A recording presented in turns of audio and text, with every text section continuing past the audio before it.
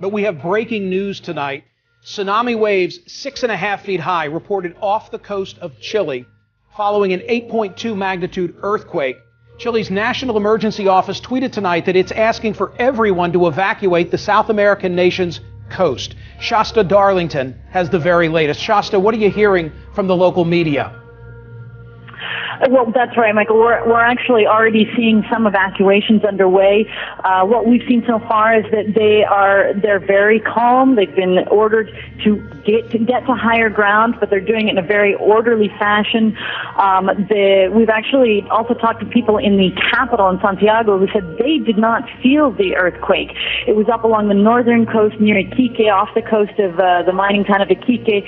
That's where the epicenter was. So a lot of people in northern Chile, southern Peru, that's where it's really being felt, and that's where the evacuations are being carried out with a bit more urgency. This is where the waves have already started crashing on shore. As you said, the 6.5-foot tsunami, and this is where we're going to see a lot of the action moving forward. Hopefully, again, the warnings are getting out fast enough for people to get out of harm's way, and that's what we'll be keeping an eye on, Michael. Shasta, you're in Sao Paulo. How common are these events in that part of the world? Well, in Chile, they're very common. In Chile, Peru, we see these earthquakes. We've seen tsunamis before. It's something that just happens time and time again, which means, of course, they're better prepared. They know when the warnings go out what to do. They gather just what's absolutely necessary and head for higher ground, and that's what they're doing. It could take even hours for any possible tsunamis to get to further coastlines. There was actually the Pacific Tsunami Warning Center said, for example, that if waves were to impact Hawaii, it wouldn't be until the pre-dawn hours. So what we're seeing in northern Chile is just the initial reaction of this earthquake, which could continue to spread, and so we're going to have to wait for that, Michael. Is there any anticipated time by which waves could hit landfall, or is it premature to know that? Well, right off the coast, the coast nearest the epicenter, we are already seeing those waves. I guess the big question is, could they get bigger? 6.5-foot waves, not something anybody wants to see, but the concern is that we could get a bigger tsunami as the ripple effect is felt as it reaches further shores. Will the tsunamis get bigger, or could we perhaps not see any at all? These are the questions we're trying to get answered as quickly as possible, Michael. And Shasta, I know that it's all just unfolding as we speak, but you mentioned a moment ago there is a certain level of preparedness by folks in this part of the world because these things are not all that uncommon. Any sense of panic, or is it orderly as far as you can tell at this moment? Really, what we've seen, the images we've seen, it's been very orderly. I think in part because this wasn't felt in the capital of Chile, in Santiago, there's a sense that this isn't one of those biggies. Of course, in northern Chile, that's probably not what's going through their heads. Nonetheless, they've been ordered to evacuate, and everything we've seen so far, those evacuations are being carried out in an orderly fashion. And the same goes for southern Peru, where they've also ordered evacuations there. Everything we've seen so far, things are being carried out in an orderly fashion, Michael.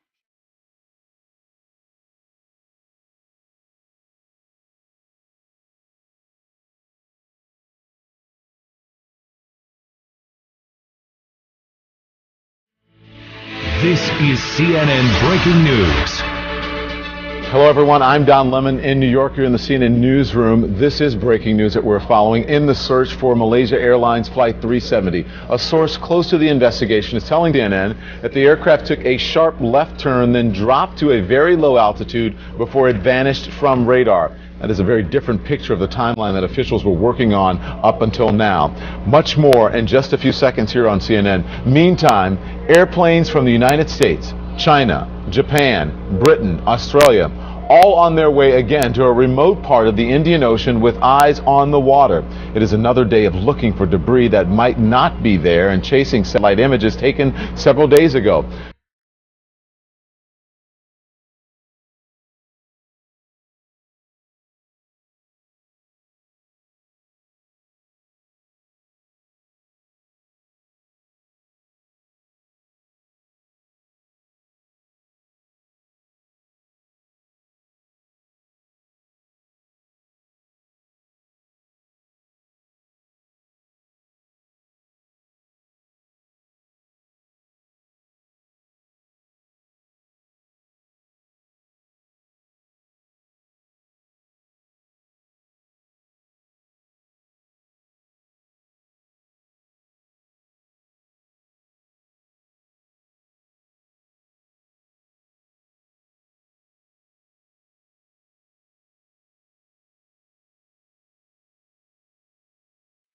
based on reports from Reuters and Interfax. A Malaysian Airlines flight with about 295 people on board has crashed, we are told, from reports in Reuters and Interfax. This happened in Ukraine near the Russian border. Interfax is citing an aviation industry source as saying this on Thursday. At this point, it looks as if this Boeing plane was flying from Amsterdam to Kuala Lumpur. Reuters could not immediately confirm, we're told, this Interfax report. But again, this information, everyone is asking, no doubt, a lot of questions right now. It is, we are told, a Malaysian Airlines flight. That is what Reuters is reporting. The flight went down, according to Reuters, between Russia and Ukraine, and there were some 290 people on board. Obviously, one of the first things that comes to mind is, Malaysia Airlines, the Malaysia Airlines flight that everyone now believes went down in the Pacific, in the southern Indian Ocean off the coast of Australia. That received so much attention from around the world. Now it does appear, at least according to reports, that a second Malaysia airline flight has gone down. I want to bring in Mary Schiavo, our aviation expert, on the phone right now.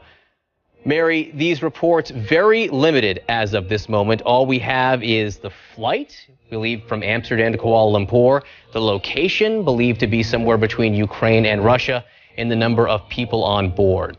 Is there anything that you see that jumps out at this point? Well, yes, the most important thing is that a flight flying from Amsterdam to Kuala Lumpur would have been at cruising altitude, which means it would have been up about 32,000 feet. And so for someone to mistake that for a hostile aircraft, between Russia and Ukraine, it would be very, very difficult. It is difficult to see how this could just be a mistake, that they thought it was an enemy aircraft, and so they shot it down. Obviously, at a regularly scheduled flight flying from Amsterdam to Kuala Lumpur, it's not the missing plane. I'm sure people thought, their hearts leaped and thought, oh my gosh, is this the missing 777? No, because you have regularly scheduled aircraft, the tail number, the airplane has, there's no correlation, at least at this point, with the missing aircraft, but there's just an amazing, it's hard to believe that it would be shot down as an enemy aircraft unless, for some reason, now we come back to the electronic portion of Malaysia Airlines and the way they identify their aircraft, unless for some reason its electronics was squawking the wrong, meaning sending out the wrong code, that it didn't appear to be a civilian commercial scheduled aircraft on somebody, either Russian or Ukraine radar. So that can be the only thing that jumps to my mind about why this plane could have been mistaken for an enemy aircraft, or if it was simply an errant heat-seeking missile. Obviously, it would have gone for the two engines on the 777. Right.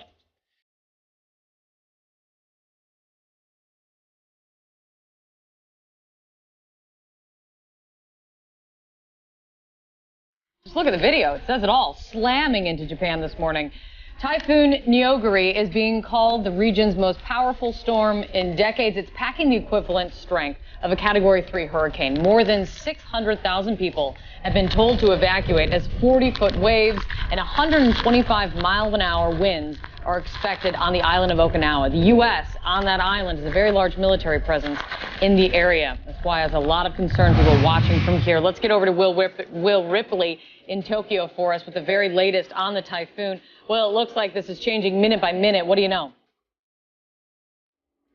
Details are coming in. We just learned there are more people injured, 10 now at least, including one serious. We know of at least one building collapse on Okinawa. And keep in mind, this is an island with buildings that are built to withstand typhoon force winds. So if you hear about significant damage, that's very unusual for Okinawa and a sign of the intensity of this storm, which is battering an area where more than 1 million people live, including, as you mentioned, those U.S. military personnel. The commander of Kadena Air Base over the weekend put out an alert calling this the worst storm predicted to hit Okinawa in 15 years, telling everybody to take it very seriously, to hunker down, and to make sure to tie down loose objects so they don't become deadly projectiles. If you take a look at this storm by the numbers, you mentioned those 125-mile-an-hour winds, 600,000 people now under voluntary evacuation advisories. 100,000 people are now without power. More than 100 flights have been canceled, leaving more than 14,000 passengers grounded.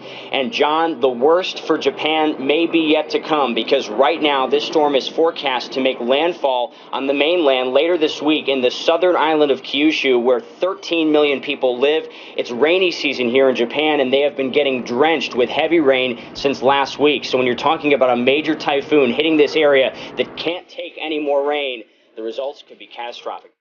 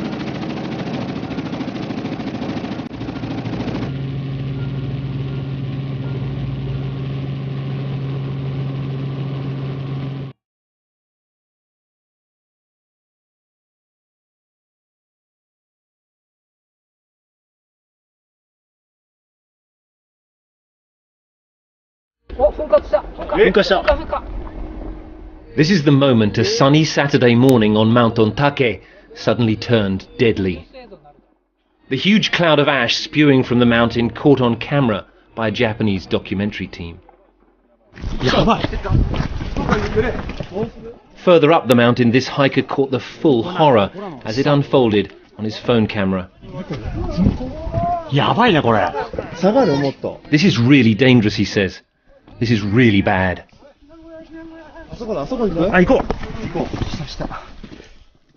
He scrambles downwards, hoping to get to a shelter.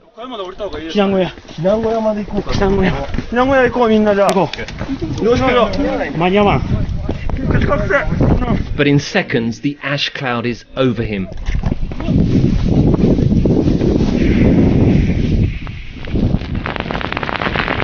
You can hear the tiny bits of rock raining down. It's little wonder many survivors say they were convinced they were going to die.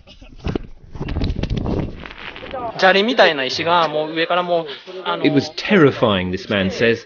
The rock was falling like hailstones. We covered our faces with anything we could find, but we still couldn't breathe or even open our eyes. Meanwhile, on top of the mountain, these screams are from a group trapped inside a hut. Ash billows outside the window. You can hear the thump-thump of rocks falling on the roof. Morning revealed the extent of the destruction. The top of the mountain turned to a moonscape, buildings covered in a thick layer of ash. As rescuers finally arrived, they found at least 30 people lay dead in the ash field. The military managed to take some survivors off by helicopter. Others were carried on stretchers. This evening, Mount Ontake is continuing to pour ash and steam into the sky. The question now is, why was there no warning? Rupert Wingfield-Hayes, BBC News, in Tokyo.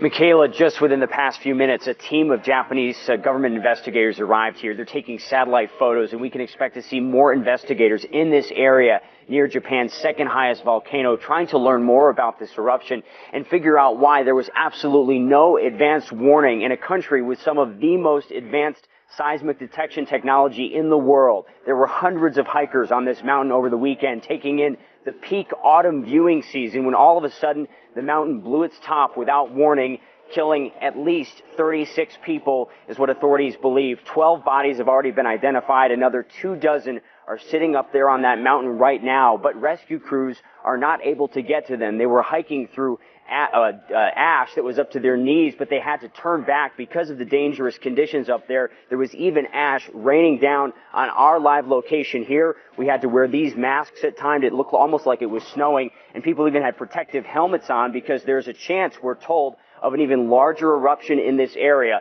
in the coming days. Meanwhile, so much waiting for these families who are gathered here, sleeping on floors in local evacuation centers, waiting to learn about the fate of their loved ones.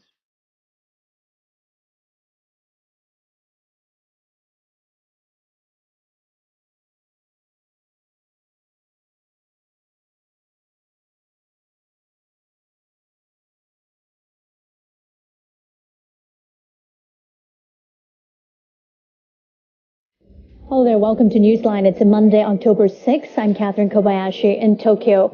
A strong typhoon that's been battering western and central Japan is moving toward the Tokyo metropolis. Residents and businesses are bracing for torrential rain and high winds. Typhoon Fanfon's power is being felt over wide areas of Japan. A member of the U.S. Air Force drowned in high waves in Okinawa on Sunday. 2 other airmen remain missing. Take a look at Typhoon Fanfone. Really not a good case scenario here for Japan. Just about the entire country being affected in one way or another. Already we've had 13.5 inches of rain in Nakatane town, that's in Kagoshima Prefecture. We've had reports of 98-mile-an-hour wind gusts on Yakushima Island, 101-mile-an-hour wind gust on North Daito Island. And, you know, it's not been just the wind. Of course, the rain has been crazy as well. Formula One driver actually got a severe head injury at the Japanese Grand Prix because it was wet. And also, unfortunately, 3 U.S. servicemen in Okinawa were swept out to sea while they were taking pictures of some waves. So, again, really bad stuff there. Now, unfortunately, the storm is headed straight for Tokyo, but it is expected to weaken quite a bit. Still, you're going to feel plenty of effects. Not going to be a fun 24 hours or so for the east coast of Japan.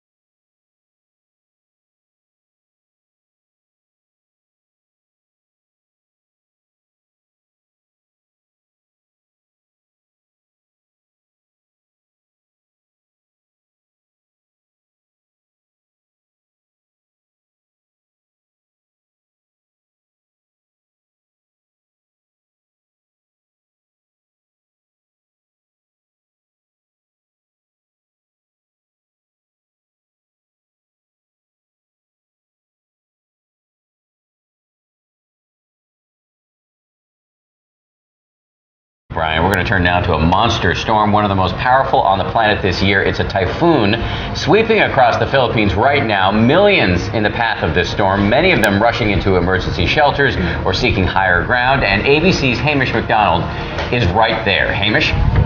Dan and Paula, good morning. This is what it looks like when the typhoon slams into the coastline here in the Philippines. This community has done everything it can to prepare for this. There's not much that will stand in the way of this storm. The eye of the storm is sweeping across the Philippines this morning. In its way, homes, shops, and families. Trees are being pushed to their limits as fierce winds lash the coastline. This man was rescued by Coast Guards after floating at sea for hours. Millions have now been forced to evacuate to shelters like this. Hundreds of people are crammed into converted classrooms to wait out the storm. Overnight, as the typhoon edged its way towards this village, we went in search of those who'd been left behind. Just spotted some people. They must be the last family left on this whole strip. Let's go and see. 67-year-old Samuel says he's seen this all before. In his village, he is the last man standing. But not for long. Time to get out, time to go. Officials are here to force evacuations. As this storm passes through, the real work will begin. They'll need to find out what damage has been done and try to rebuild. Dan and Paula. Hamish, thank you, and please stay safe. A wild scene out there. Let's get it over to Rob now for a look at where exactly this storm is heading. Rob, what are you seeing? Dan, it's heading towards Manila. This shot taken from the International Space Station, and we're looking south and east. Those bright lights, that is the city of Manila, and those clouds beginning to encompass that bright lit city, and we're going to look for the winds to begin to pick up there as we go in through time. The winds from the storm itself had decreased in intensity somewhat, but it's still the equivalent of a Category 2 storm, and right now it's still over open water, so it continues to batter these islands. It'll make inroads towards Manila tonight and tomorrow morning, probably as a Category 1 storm, but it's such a slow mover, not only the winds and the storm surge, but an incredible amount of rain, flooding and mudslides still an issue for the next 2 days.